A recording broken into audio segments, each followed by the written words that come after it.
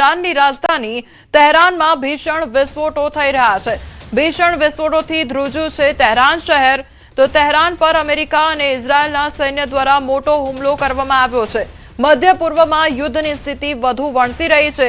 તો અમેરિકી અને ઇઝરાયેલી દળોએ તહેરાનને નિશાન બનાવ્યું છે।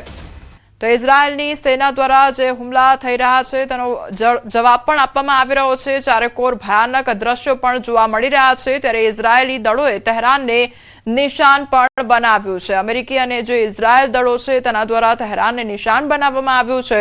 તો ભયાવહ તસવીરો પણ સામે આવી રહી છે। સતત વિસ્ફોટો થઈ રહ્યા હોય તે પ્રકારના દ્રશ્યો જોવા મળી રહ્યા છે।